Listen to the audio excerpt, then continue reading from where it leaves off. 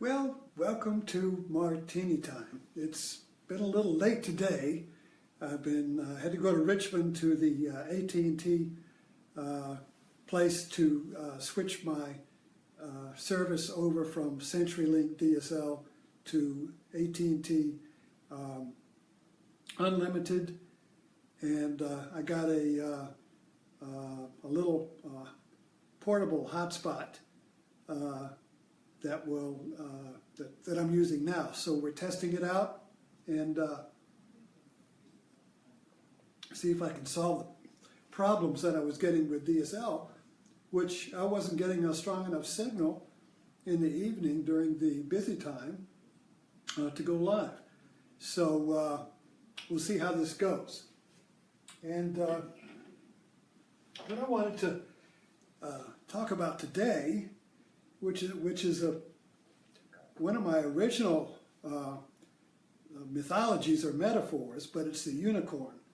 My wife and I used to have a stained glass studio called the Glass Unicorn, and for some reason that mythology of the unicorn story and has always been part of my life.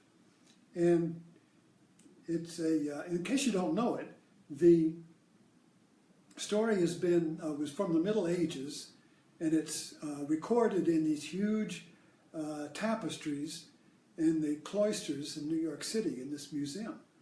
And these are giant tapestries which tell the story of the unicorn.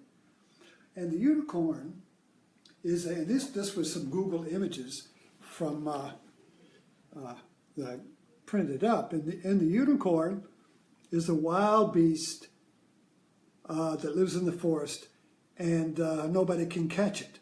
And the only way to catch a unicorn is to have, let's see if there's a picture of it here, you have to have a virgin, put her in the forest, and the unicorn cannot resist. And he will come and lay his head in her lap and allow himself to be captured. So the village captures the unicorn, and this is the story here. The unicorn, they're capturing the unicorn here, and the dogs, and and they wound him with the lance, this is also a Christian myth. So it's the lance wound in the side of Christ, and they put the unicorn in a garden, and when they put the unicorn in the garden flourishes. It bursts into life. The trees bloom, the flowers come, and the unicorn is in the garden. So this, remember I talked about the Shiva Lingam the other day? Unicorn in the garden, right? The unicorn, of course, is a phallic symbol. It's a single horn. Number one, remember, Trump. So when you put this unicorn, this transcendent principle in the garden grows. Now, what is the garden but the earth? It's the goddess. It's the phenomenal world, and it has to have this transcendent seed of life in order to make it grow. So the two come together. And so the villagers, the village cannot renew their life of the village unless they capture this transcendent principle. Well, this was a Christian, this was a secular myth in the Middle Ages, but it was also symbolic and metaphorical of Christianity. But in the Middle Ages, there was this, in Europe, as it was conquered by the Romans and then by the Catholic Church, there was an overlay of mythologies. So you had the Christian mythology of Christ and the Virgin Mary overlaid over pagan mythology. So this was kind of like a metaphorical merging of the two. So that this idea of the unicorn in the garden is basically an exterior metaphor of an interior event. We're all looking for an insight or a seed idea that will create a business, So if I get an idea for a business, that's a unicorn that makes my garden grow, you see. So the unicorn comes from outside, and it's wild. You can't catch it. But you can catch one with the virgin. Now, what does the virgin mean? See, now the problem we have with these mythologies is that we give them literal, factual references, like a virgin woman, you see? No, that is a factual reference. The metaphorical reference is that the virgin is empty. It's pure. It's without judgment. It's without opinion. It's without comment. It's without knowledge. It's without the known. The virgin mind is a metaphor for an empty mind that is ready to receive a new idea, you see. So it's only when the mind is empty, it's only when the cup is empty that you can pour anything in it. If it's full of ideas and opinion and it's full of its soup of itself, you see, it won't take any, nothing can get in, you see. So it has to be emptied. So that's the meaning of the virgin mind. It's emptied mind, and it's ready to receive an inspiration. And inspiration or creative ideas always come from without, you see, or else it's unknown. It comes from without. We call it grace, inspiration, creativity. How do you get this? How do you get this creative idea? How do I get a creative idea for a new business? How do I get a creative idea that will get me out of a fix? How do I get a creative idea that will give me a new path out of a double bind where I'm going in circles, you see? How do I get free from history? How do I get free from my past when I know I'm just following my own tracks and going in a circle? So the unicorn is really a metaphor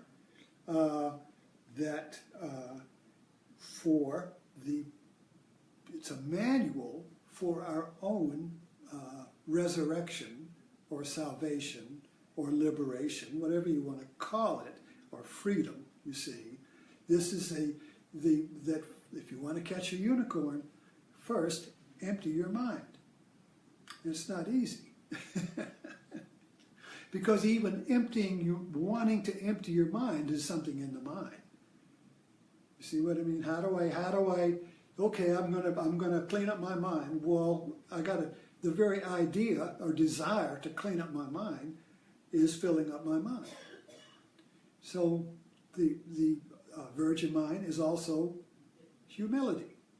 It is a desireless mind. It is a receptive mind. It is an inquisitive mind. It is in Buddhism, it's called emptiness or formlessness. You see, it's not constructed itself into a form of a solid self, of concept of self or me. It's empty of that too, you see. So this virgin that will just sit in the forest, and God or the transcendent principle or Christ cannot resist the empty mind, and Christ or God or insight or liberation will come and lay its head in your lap, you see. Of course, then with the mythology of this Middle Ages, then the town people have to catch the unicorn and they put it in the garden. But this for the town, the society, you know. But this psychologically, when we look at this, it is about me. My life is my garden, and I want insight into it. So this is one of the purposes in spiritual practice and meditation. The practice of meditation is emptying the mind of its noise and its will to, and its desire to achieve something, and just emptying it. As you come upon something, you let it go. And as the mind becomes empty, creative ideas come in, you see. And creative idea is basically whatever you need. whatever you need to get out of a fix is going to be a creative idea. It's the MacGyver principle, the movie, TV. He's always in a fix, and he's always getting a creative idea to put things together to get out of the fix. So the creative idea always uses what you've already got. The creative idea is an integrating idea that uses whatever's handy. And out of whatever's handy, because you don't have any preconceptions about what stuff is, you see. Remember, the mind's empty? The empty mind just sees stuff as potential. Anything is potentially useful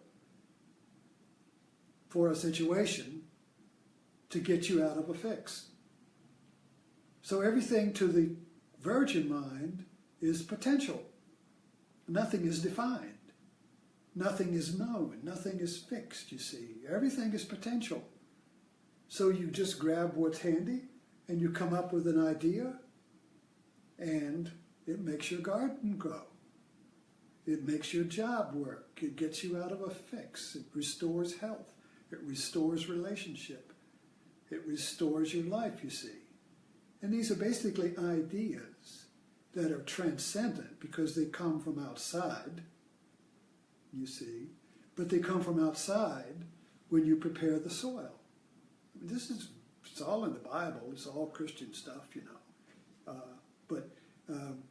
Well, what we're looking for is metaphor and means and manuals to apply this to our everyday life, and not just think it's in church on Sunday in a Bible school.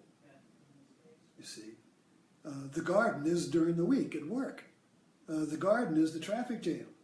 The garden is when the kid's crying, or when the dog craps on the floor and you step in it right when company's coming. You know, the garden is everyday mind. You see, the garden is this. This is it. It's not compartmentalized to something, therapy or Sunday school or philosophy or yoga class or Zen or whatever it is, you see. It's the application of these principles in your daily life, which is what I talk about in the morning at Buddha's in the Landfill. So think about the unicorn. And I've got a hot spot now, so I should not be knocked off the air in the evening when the internet traffic is running high. And look for unicorns in your garden. And I'll see you in the morning at Buddha's in your Landfill.